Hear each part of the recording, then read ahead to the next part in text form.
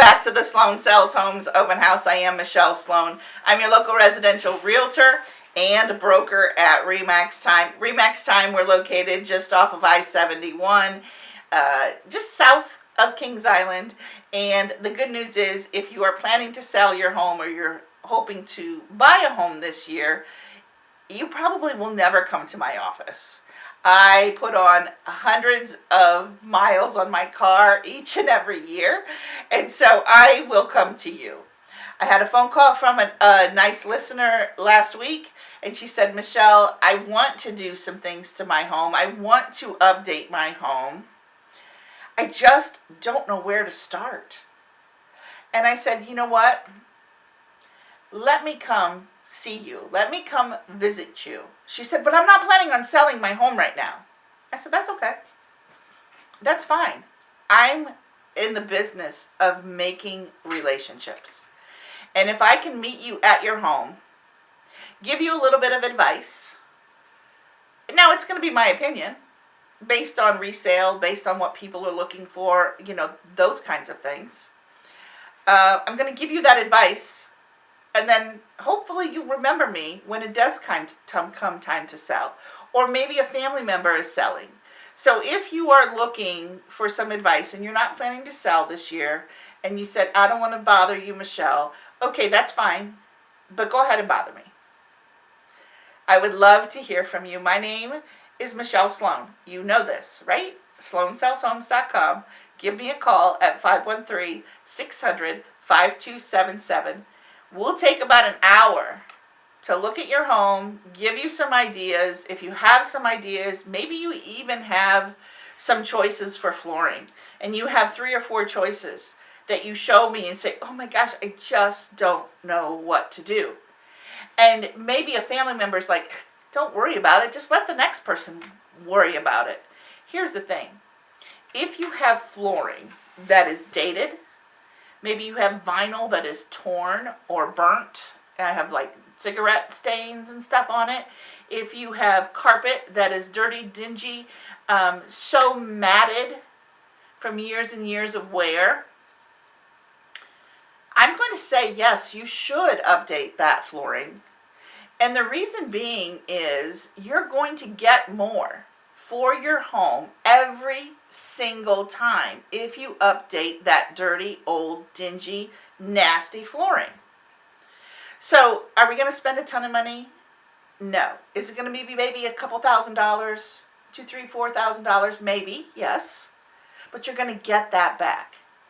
So many people in their brain, they tell me, well, what if I pick the wrong thing? You're not going to pick the wrong thing. If you choose something that looks good, is fresh and clean, and a buyer can move right in and not have to worry about it, you're going to get the highest price possible for your home. That's my job. That's what I do each and every week. I go into people's homes and I give them advice. Yes, you're going to spend a little money to make money. You've heard that, right? Spend a little money to make money. So we're going to talk about that. We're going to be talking about, okay, especially flooring. And it's a pain in the butt to get new flooring because you have to move furniture and you might have to clean up. I get that. It's part of the process, though. Do you want to get more money? Or do you just want to sell it as is and really get lowballed? But understand, the money that you spend to update your home will always come back to you. Maybe not 100%, maybe 80 or 90%. But if you're planning to actually live in your home for a while before you make that decision to sell, wouldn't you rather live on a floor that's clean and fresh and new for a little bit before you sell? So many people will update a kitchen, a bathroom, and they'll say, oh my gosh, Michelle, I should have done this years ago because now I'm not going to be able to enjoy it. And I hear that over and over. And then they say, well, maybe I shouldn't sell at all. So if you're not planning to sell, that's fine. Maybe you went to the Home and Garden Show and you got a lot of great ideas.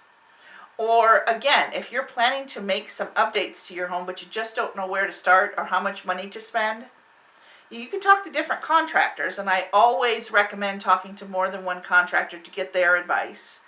But you can certainly ask me as well to come visit you and give you an idea of what's the most neutral, because that's what I'm going to recommend. I'm going to recommend something that's not too busy. Let's say you're going to do new countertops.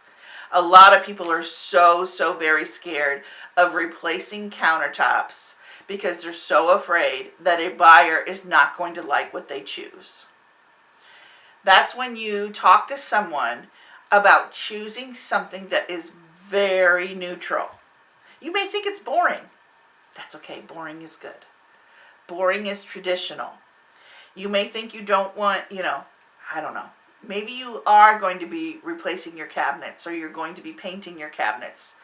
I would recommend not going with a wacky color. Probably not even gray. If you stick to white, or maybe stick with black, those are the best colors. It's going to go with everything, and so you're always going to get that return on investment. It's going to last longer. It's not going to be too trendy. If you are ever too trendy in your home, it's always, you're always going to be forced, or feel as if you're going to be forced to change it out every 5, 6, 7 years. In about 5 years from now, all of those gray kitchens, people are going to be screaming to change that. At one point, I remember back in 2008, I think, a lot of the countertops were green, like a kind of harvest green. Is if that's such a thing? But anyway, it was green countertops, and I'm like, whew, looks nice now, but what's it going to look like in a couple years? And you know what? I went to sell that same house that had the green countertops a couple of years later. Everybody hated it. Everybody wanted to change it. The seller said, but I spent so much money on that. Yeah, I know. So, again, if you're going to be spending a lot of money, pick something that's more neutral if you want it to last longer and be more traditional and stand the test of time. Also, so we talked a little bit about putting money in order to get money out. Don't be afraid. Don't be afraid to paint a neutral color. You may love your wallpaper. Not everybody will. If you're going to be doing flooring, again, try not to choose something. It may be a new type of flooring, like a luxury vinyl, but it has a lot of gradation in it. It has a lot of lines, and it looks like hardwood, but from afar it just looks like a lot of color, and it's really busy. It's hard to decorate around something like that. So again, neutral, one color. Don't try to get too crazy with it, because you can only decorate around that piece so much. When it comes to kitchens, floors, some flooring, different types of flooring options. The flooring where it's like a black and white checkered tile, that's cool in some places. Maybe I don't know, what would it be? Maybe a lower level where you have a workout room or something like that. But some people are putting black and white tile together in a kitchen. That's going to be hard to decorate around. So you want to, again, be really careful with your choices. A lot of the new tile, which I actually really like, is that they're putting in kitchens. No, not kitchens. Bathrooms. Have a hexagon shape to it. I love it. See, to me, that's like old school coming back again. Some bathrooms and the tile that is being used in bathrooms is reminiscent of what it looked like back in the 60s. Now, it's not going to be all pink, or if you have, and I know Cincinnati, we are famous for having bathrooms with tile, old school pinks, and just crazy colors, greens, and it was cool at the time. They were done very well. The quality of the install on those tiles are very good, and they're really difficult to get out of. The demolition on those bathrooms are really difficult. But anyway, if you're planning to update, just try to stick with traditional, plain, maybe just some really simple gradation or some very simple texture. That's always going to be the best route, and you're going to get the most for your money. So yes, you do have to spend money in order to make money in the real estate world. I guess that's all for today. Man, this show went fast. What do you think? All right, I'm so glad that you could join me. My name's Michelle Sloan, and we'll see you right back here next week, 4 o'clock on 55 KRC, the talk station.